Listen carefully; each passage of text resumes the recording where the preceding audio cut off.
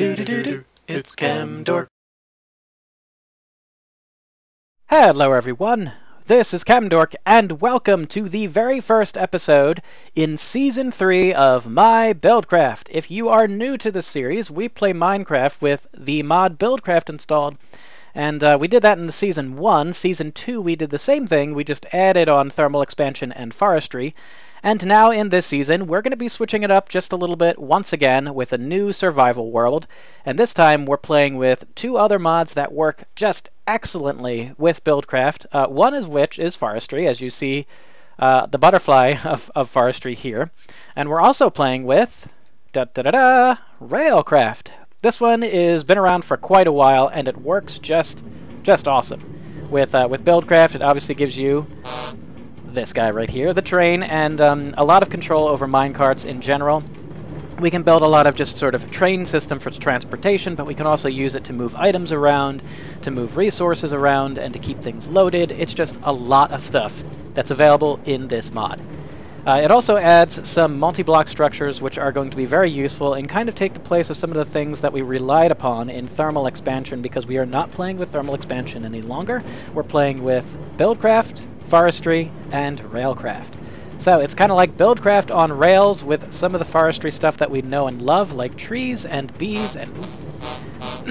Now, if you've watched the series before, you kind of know my mod philosophy, and I'll explain it just very briefly here. For those of you who may be just tuning in for the first time, you might say, Camdork, why not just use a mod pack? They have installed about 50 bajillion billion mods, and you have access to anything you want. Why limit yourself like this? Well, my philosophy has always been complexity through simplicity. So that means building things that are really complex, interesting, and do exactly what I want them to do, and be really proud of doing that with just simple tools. So I just want a few mods installed that add just a few simple extra things in Minecraft so that we can make some really cool stuff. And that's exactly my philosophy. That's exactly the point why, even though forestry has a multi-block structure for a tree farm, in Season 1, one of the proudest moments was building an automatic tree farm with just Buildcraft items. So we didn't have a single block to do it all. We had to have timers and redstone and all sorts of fun stuff. And in Season 2, well, we built ourselves a minecart system, and that was pretty cool. But, yeah, I couldn't do everything I wanted to with it, so this is also partly why I wanted to install Railcraft. And we're going to be playing, of course, in a legit world, just like before, just like the other seasons. We always play in survival, not cheating in anything, although I do have NEI installed, so that I can actually look at the recipes for some of the things of the mods that we are going to be using. Okay, so would you like to see the survival world? I really would. Let's get to start building. It's a different sort of type of survival world from those that we had in the past. I think it's going to be a lot of fun, and really fits the theme of on the rails. So here we go, and meet me in the survival world for the very first time in this season. See you there. So welcome to our new world. It's beautiful, isn't it? Oh, just wow, look at this. Brown, and everywhere a different shade of brown. Yeah, it's nothing much to look at right here, but wait till I turn around, because guess what, guys? We are going to be building in, or at least near, a mesa. We actually haven't seen one of these biomes yet in the My Buildcraft series. I eventually did find one, but it never was actually on the season, and it was way too far away to actually make any difference. So this is pretty cool. Yeah. So we're going to be starting in the Mesa Biome. Now, this is not actually where we're going to be building our good old base. It's going to be on the edge of the mesa, and this is a very big biome. So right now I'm just going to go ahead and grab some simple wood. I'm going to do the normal Minecraft thing and punch a tree, and we're going to get going. So we're going to get traveling here to where we're going to be making the main base. Let me just kind of make some stuff here. But while I do this, I think it's worthwhile to say that we are playing on Minecraft 1.7. So here we go, Minecraft 1.7.10. So it's the same actually version that we were playing on before. And you might be wondering, so why are we playing here and not sort of on a more recent version? And the simple reason for that is, well, all the mods are not available for that version yet. So Whereas Buildcraft is the devs are doing their job to update it for Minecraft 1.11. Railcraft and Forestry, although definitely Railcraft I know is only available for 1.10 right now. So I think eventually the mods are going to be on the same Minecraft version, but until then we're just going to play in 1.7 because why not? Perfectly fine version of Minecraft, and we get to use all the mods. I'm super happy. And we know that Buildcraft works just fine in this version too, so that's cool. All right, that's enough wood for now. But basically, here I scouted this world out a bit beforehand. What I typically do is just kind of create worlds and check them out in creative, and then until I like a seed. And I definitely like this seed. The nice thing about the mesa, so there's an ocean over here. To the north is just kind of more mesa for a while. We're gonna go west for a while. So then the nice thing, yeah, by the way, this is where the spawn is. It's a X100, Y100, just about. So we're going to go this way. But the nice thing about a mesa is that in terms of oil spawns frequently in the mesa. So we have a reasonable amount of geysers here in the mesa, and even more exciting, there's a desert here where there's something real special, and I'm not going to spoil it. We're gonna be looking at that in a little bit in a later episode. Whoa, hello lag. In a little later episode, but probably pretty soon, you know. But in the first beginning part, let's just go ahead and see where we're gonna build our base. So I'm gonna go ahead and just walk this way for about I don't know 800 blocks or so, and then we're gonna come to the place where I'd like to build the main base. Okay, so let me just get walking here, and I will see you guys in just a moment. Guys, this is exactly the reason why I like this biome. It's so colorful. I love the colors in the mesa. And right over here is going to be actually where we're probably going to build our main base. I am just moseying along because I am actually very hungry. I didn't realize that. We're going quite far away from spawn. We're going to be about 800, minus 800 for X, and about plus 100 for Y. Or I'm sorry, for Z. That's probably around where we're going to be interested in building a base. I am trying to find some fauna here that I can eat so that I don't have to just walk very, very slowly. So there's sheep over there. That's good. We're going to need them to build a bed eventually. Well, pretty quickly, I would say, because I do not want to make that trip once again. So I need some wool. But more importantly, I need some food here because, yeah, I should have actually stayed around and grabbed an apple from one of the trees or so, which I could probably do over here, but there we go. There's a pig. Okay, there's a pig. We're going to kill him with an axe because we are going to kill him with an axe because I didn't make a sword. I guess I could make a sword. Why not? You know, I'm going to make a sword because why not? Here's the first sword, guys. Woo, wait, I know how to do this. It's been a while. It's been such a long time since I played Minecraft. It's not even funny. Okay, there we go. Ah, yeah, we're going to eat ourselves so many pigs. And for now, let's just eat the raw pork chops because we're good for that. Anyway, so while I do this, I'm going to go ahead and show you guys where we're going to be building our base. I don't know exactly how and where, but this is the reason partly.